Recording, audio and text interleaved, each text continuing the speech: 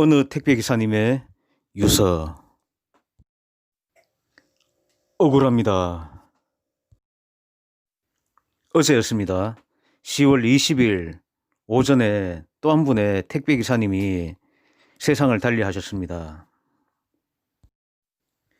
유서를 통해서 택배기사님의 힘든 노고를 한 번쯤 같이 생각을 해 주셨으면 감사하겠습니다.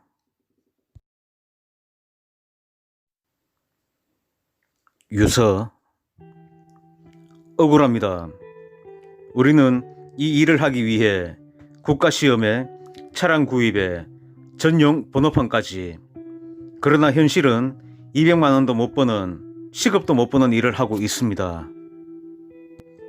땡땡 지점장과 부지점장은 자신들의 이익만을 생각하고 고용해야 할 직원 수를 줄이고 예전에 수수료 착복과 시설 투자를 뒤로 해서 소장들에게 피해를 주고 있습니다.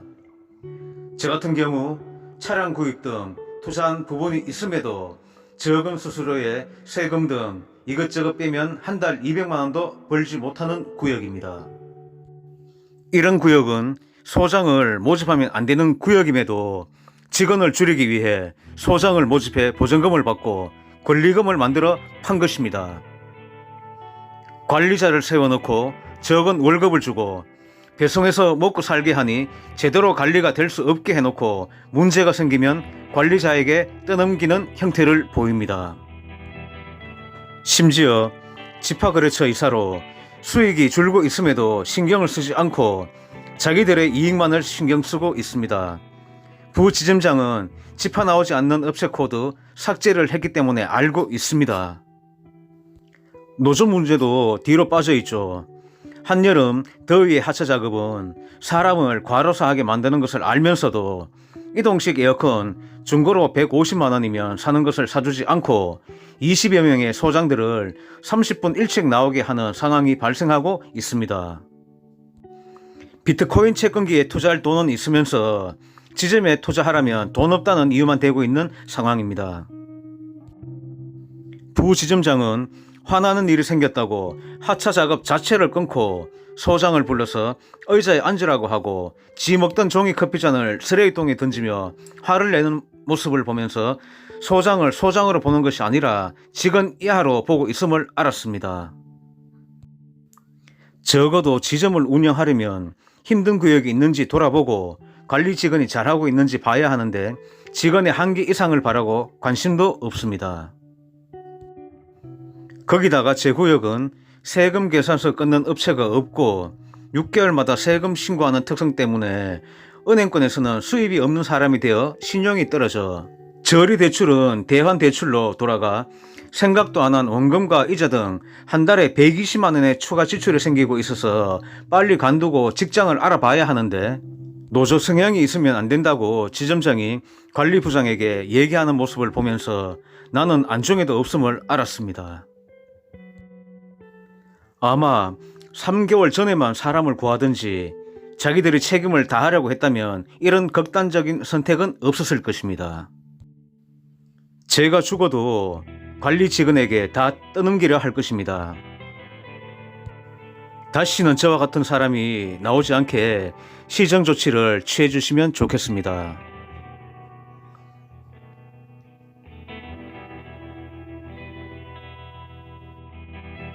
바로 어제 새벽 일찍입니다.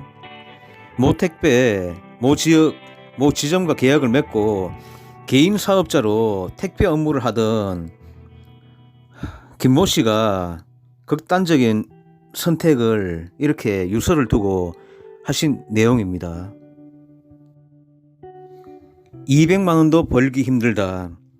한여름인데 중고 에어컨 하나 없었다.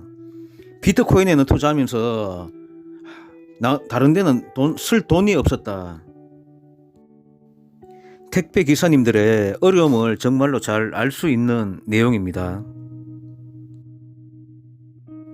모든 택배 기사님들이 이렇게 힘들게 다 하지는 다 않으실 겁니다. 저도 택배 일을 하시는 분을 주위에 두고 있고 지인으로 두고 있지만도 이렇게까지 보전금하고 권리금까지 준다는 말은 제가 이번 일을 통해서 처음 알았습니다. 그리고 바로 저희 골목 바로 건너편에도 뭐 택배 회사에 다니는 개인 사업을 하시는 분이 계십니다.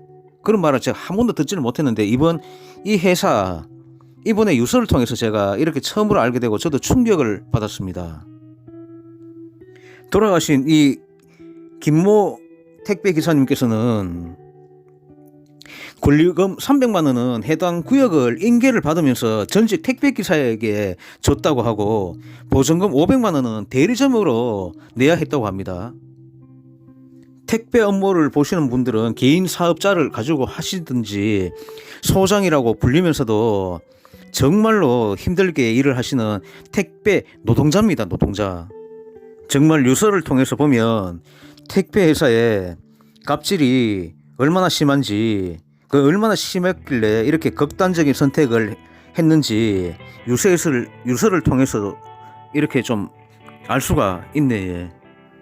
맞습니다. 택배 기사님들은 정말로 몸으로 뛰는 고된 육체적 노동을 통해서 자기가 하는 만큼 열심히 하는 만큼 벌어가는 구조는 맞습니다. 구역에 따라서 대가가 달라지는 것도 사실입니다. 이렇게 택배는 우리 생활에 아주 밀접하고 중요한 부분입니다. 이제는 택배가 없는 생활을 생각하기도 힘이 드는 게 사실입니다.